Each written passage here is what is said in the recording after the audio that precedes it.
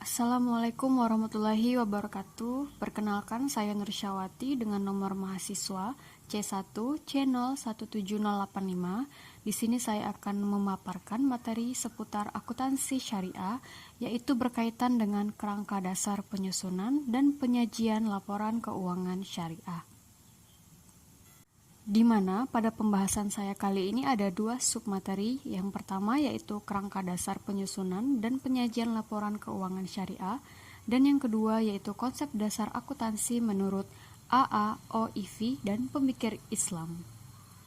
Oke, baik, kita akan lihat pada materi yang pertama yaitu terkait dengan kerangka dasar penyusunan dan penyajian laporan keuangan syariah. Kerangka dasar menyajikan konsep dasar penyusunan dan penyajian laporan keuangan, di mana bertujuan untuk pertama sebagai acuan bagi penyusunan standar akuntansi keuangan syariah, kemudian sebagai acuan penyusunan laporan keuangan, lalu bertujuan juga sebagai acuan bagi auditor dan bertujuan juga sebagai acuan bagi pemakai laporan keuangan. Selanjutnya mari melihat kepada paradigma, asas, dan karakteristik transaksi syariah. Yang pertama yaitu paradigma. Setiap aktivitas umat manusia memiliki akuntabilitas dan nilai ilahiyah yang menempatkan perangkat syariah dan akhlak sebagai parameter baik dan buruk, benar dan salahnya usaha.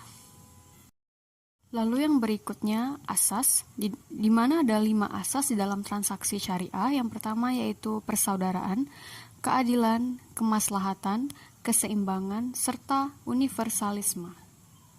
Sedangkan untuk karakteristik dari transaksi syariah yaitu ada 12 poin.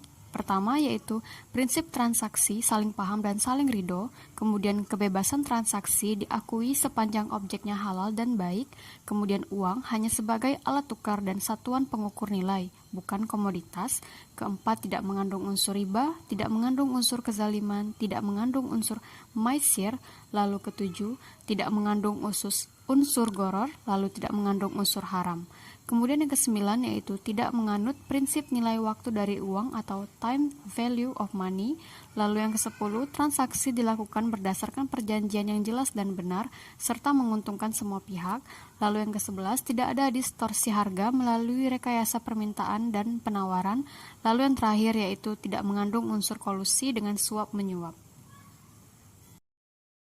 Berikut adalah komponen laporan keuangan entitas syariah menurut PSAK 101 revisi tahun 2014, di mana terdiri atas laporan posisi keuangan, laporan laba rugi dan penghasilan komprehensif lain, kemudian laporan perubahan ekuitas, laporan arus kas, laporan sumber dan penyaluran dana zakat, lalu catatan atas laporan keuangan, informasi komparatif mengenai periode sebelumnya, dan yang terakhir yaitu laporan posisi keuangan pada awal periode komparatif.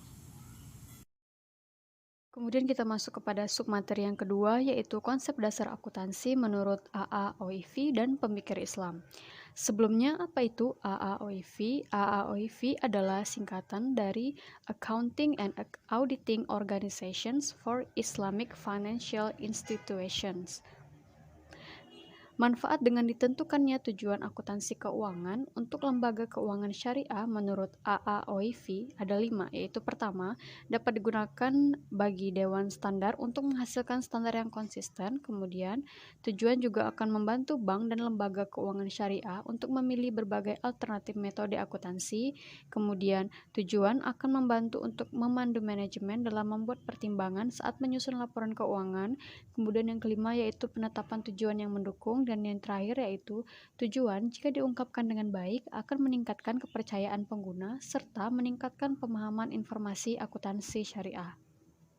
Lalu bagaimanakah paradigma, asas dan karakteristik transaksi syariah menurut AAOIV? Menurut AAOIV, paradigma, asas dan karakteristik transaksi syariah itu tidak dapat dipisahkan dari ekonomi Islam, karena ekonomi Islam merupakan pelaksanaan syariah Islam dalam konteks muamalah. Sedangkan prinsip dasar dalam ekonomi Islam itu sendiri menurut Ibnu Al-Arabi, Pertama, tidak boleh adanya bunga dan perdagangan tersebut haruslah halal. Kemudian yang kedua, tidak boleh dilakukan secara tidak adil. Lalu yang ketiga, tidak boleh memasukkan hal-hal yang belum pasti. Dan yang keempat yaitu harus mempertimbangkan al-maqasid dan al-masalih. Apa itu al-maqasid? Al-maqasid adalah tujuannya harus sesuai dengan tuntunan Islam. Kemudian al-masalih berarti kesejahteraan atau perbaikan di muka bumi. Lalu bagaimanakah komponen laporan keuangan institusi syariah menurut AAOIV, di mana ada 7 komponen laporan keuangan. Pertama, laporan perubahan posisi keuangan, lalu laporan laba rugi, ada laporan perubahan ekuitas atau laporan perubahan saldo laba, kemudian ada juga laporan arus kas, laporan perubahan investasi yang dibatasi dan ekuivalennya, kemudian laporan sumber daya dan penggunaan dana zakat serta dana sumbangan, dan yang terakhir yaitu laporan sumber dan penggunaan dana Qard Hasan. Dia tadi seluruh pemaparan dari materi akuntansi syariah terkait dengan kerangka dasar penyusunan dan penyajian laporan keuangan syariah. Demikianlah materi dari saya, semoga dapat dipahami dan mohon maaf apabila terdapat kesalahan dalam pengucapan. Terima kasih. Wassalamualaikum warahmatullahi wabarakatuh.